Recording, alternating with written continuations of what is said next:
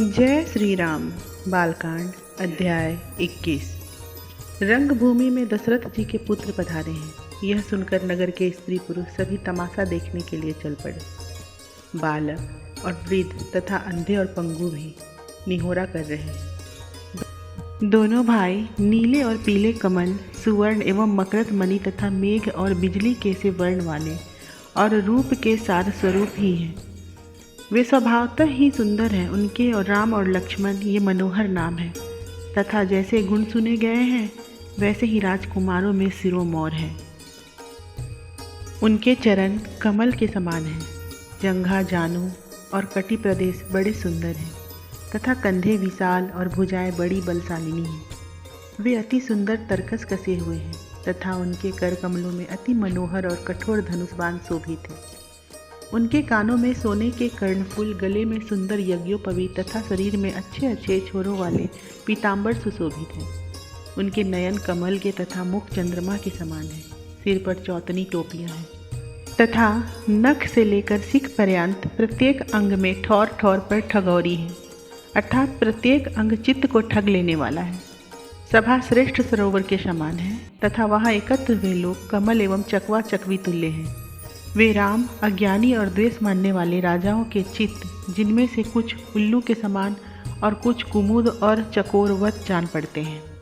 भगवान राम जब भाई से बात करते हैं तो विश्वामित्र जी से सकुचाकर मेघ के समान गंभीर शब्द बोलते हैं तथा अधिक नहीं बोलते। प्रभु सभी के सम्मुख हैं, सभी को अच्छी दृष्टि से देखते हैं तथा तुलसीदास की ओर भी कृपापूर्वक हंस कर देख रहे हैं।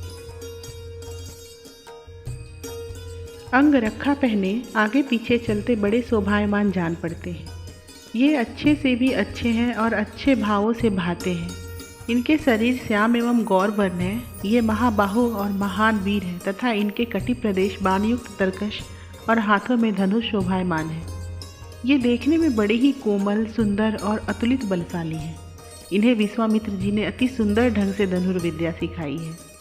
इन्होंने ताड़का को मारा है और अहिल्या का उद्धार किया है तथा इन्होंने बड़े बड़े सूरवीरों को युद्ध में विचलित कर दिया है। इस समय विश्वामित्र जी की यज्ञ रक्षा करने वाले ये दशरथ राजकुमार जनक जी के बुलाने से रंगभूमि में पधारे हैं। सतानंद और विश्वामित्र जी ने पुलकित शरीर हो इनके पवित्र गुणों को गिनकर महाराज जनक को सुनाया है। तुलसीदास जी ने भी प्रभु के चरण कमलों में चित्त लगा उस समाज को हृदय में धारण कर आनंद से उमंग उमंग कर उनका गान किया है। हे माई, देखो दोनों भाई सीता जी का स्वयंवर देखने आए हैं। यह सुनते ही सब स्त्रियां शरीर में पुलकित हो मानो मनोहर कामदेव को निहारने के लिए प्रसन्न चित्त से जा रही हैं। उनकी सुंदरता देख वे चित्त में सुख पाकर एक दूसरे से कहती है, अरे आली, आज इस समय तो हम बड़ी भाग्यशालिनी और धन्य हैं। तुलसीदास कहते हैं, इस प्रकार वे सब सहज प्रेम रूप सुंदर रंग में अपने चित्त रूप चित्रशाला में उस समाज का चित्र खींचने में लग गई।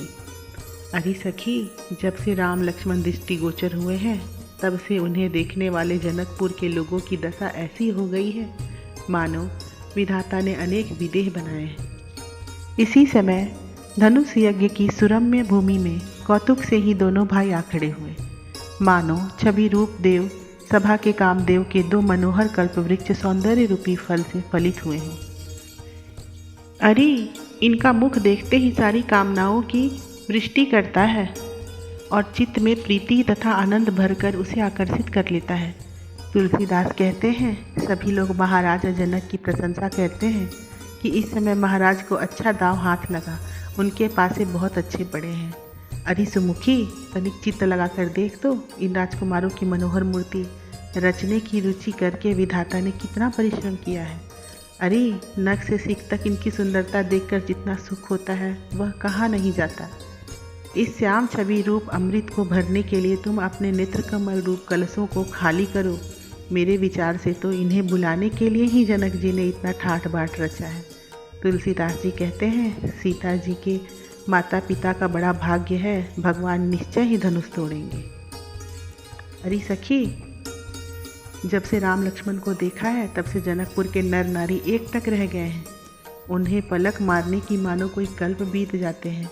वे सब प्रेम के वशीभूत हो महादेव जी से यही मांगते हैं कि नित्य इन्हें ही देखते रहें। या तो सर्वदा ये ही इन नेत्रों में बसे रहें या जिधर वे जाए उधर ही ये नेत्र भी चले जाएं। भला कोई व्यक्ति राजा को समझाकर ऐसा क्यों नहीं कहता कि ये बड़े भाग्य से इधर आए हैं, अतः प्रण त्याग कर इन्हें ही सीता जी विवाह दें। भला कहाँ से वज्र से भी कठोर श्री महादेव जी का धनुष और कहाँ ये अति मृदुल किशोर मूर्ति। इन्हें रचते समय विधाता ने सुंदरता की खोज करते करते सारे भुवन खाली कर दिए थे। तुलसीदास जी कहते हैं, जिन्हें मन वचन और कर्म से ये प्रिय हैं, उन लोगों के लिए जन्म धन्य है।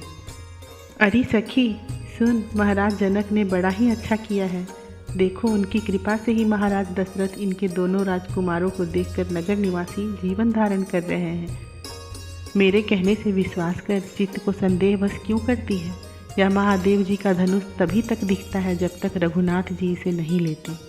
जिस विधाता ने सीता जी को संवार कर रचा है और राम को ऐसा रूप दिया है, तुलसीदास जी कहते हैं उस चतुर विधाता ने अपने ही हाथों से यह संयोग मिलाया है। जय श्री राम।